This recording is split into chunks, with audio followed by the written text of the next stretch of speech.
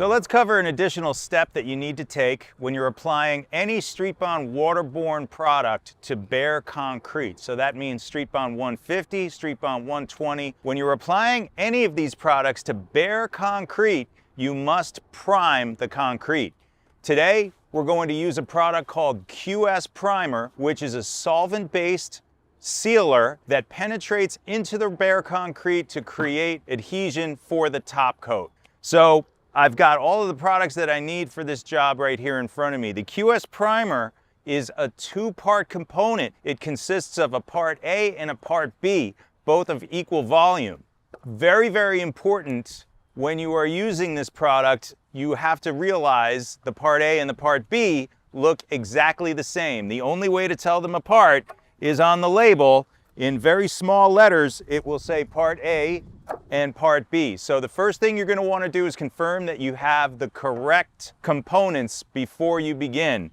This product also must be mixed and cut with acetone or xylene, and that is going to help you penetrate a little bit more deeply into the concrete.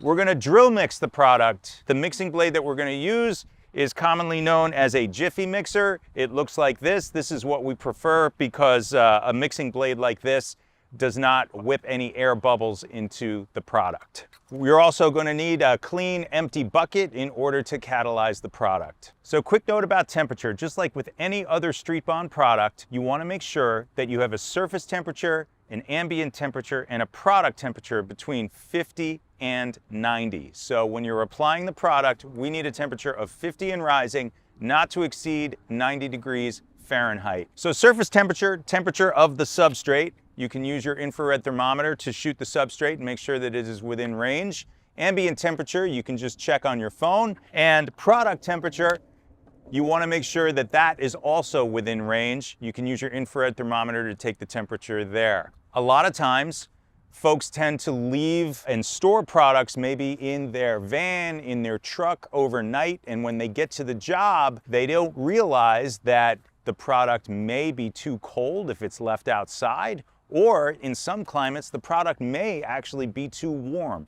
So be aware that storing the product within the temperature guidelines will lead to a more successful application. Let's talk a little bit about the condition of the concrete as well. We want to make sure that the concrete is clean, dull, and dry. So anything that is too smooth, you will probably have adhesion problems.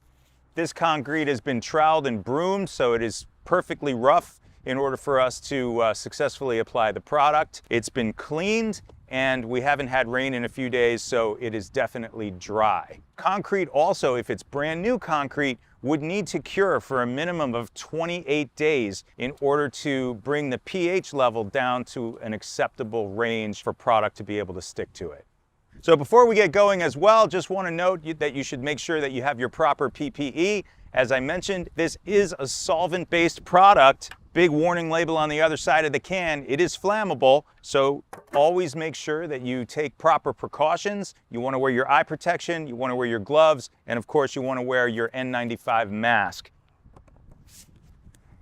Okay, the product ships with a protective top on here, so that obviously would need to be removed. So we've loosened the tops. They're coming off. I'm going to open up the acetone, make sure that everything is ready for me. Again, confirming your part A and part B. You want to make sure that you know which is which. Another way you can tell you've got the right material is the part A is water clear and the part B has an amber tint to it. So now I'm going to empty both buckets into my mixing bucket very carefully.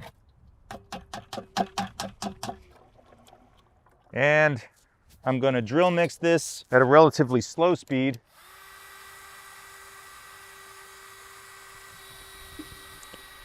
So the TDS says that you should mix this for 5 minutes before you put the acetone in. Of course, anytime you're using with a two-component product, you want to make sure that you follow the mixing instructions as closely as you can, because if you undermix it or overmix it, it will impact the curing. All right, so that was about 5 minutes, and I'm gonna now add the acetone. When you've got it all in the bucket, you're gonna mix it again for another 2 to 3 minutes. All right, so that's well incorporated.